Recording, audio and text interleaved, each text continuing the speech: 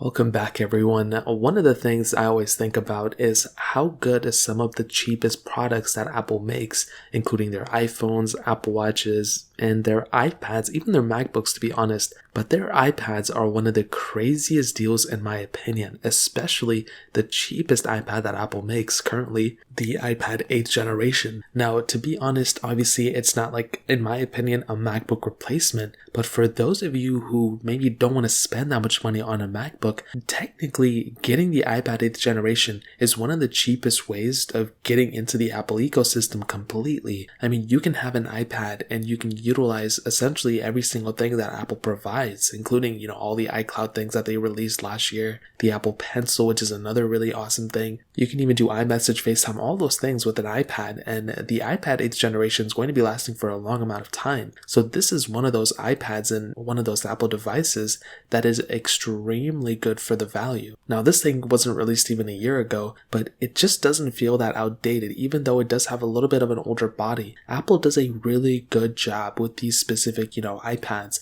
and they make sure, I don't know what it is with their iPads, but they make sure that none of the iPads feel cheap. This is kind of the same thing with iPhones because, no iPhone really has felt cheap. I can't think of one that has felt cheap since like the iPhone 3GS, to be honest, and even that felt premium at the time. The capability behind an iPad is really awesome, and to be honest, the difference between an iPad 8th generation in terms of usability and an iPad, Pro 5th generation or the M1 iPad Pro, there really isn't that much big of a difference in terms of usability. Obviously, there's a massive difference in terms of performance, the 120Hz refresh rate, USB-C, camera, all that stuff, but from day-to-day tasks, there's nothing super crazy that the M1 iPad Pro can do that the iPad Pro 8th generation can't do, technically speaking, in my opinion, at least from what I've tested. You can really do the exact same thing on both, it's just one is a little bit slower, and that's something that's not really that big of a deal. And the more I read, people's opinions on iPads, and the more I personally use iPads, the more I'm like, I really don't really need that much power on my device. And that's why something like the cheapest iPad that Apple makes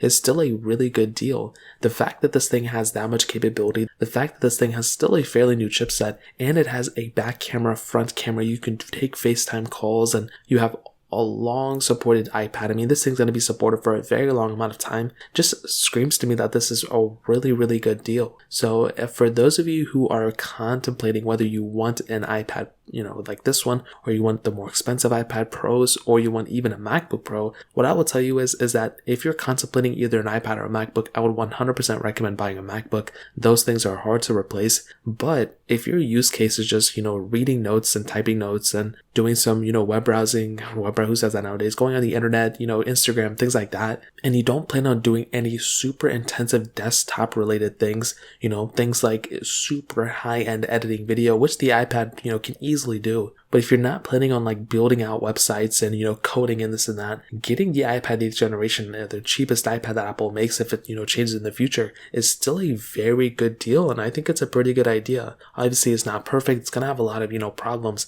but I think it's a fairly decent thing to buy. And I would recommend you guys to look into it if you want to. So that's essentially it. If you guys have any other questions or anything, let me know in the comment section below. Hit the like button, that'll mean so much, but definitely hit that subscribe button. More importantly than everything else, I love every single one of you guys. Hopefully I'll catch you guys in the next video. Peace out till then.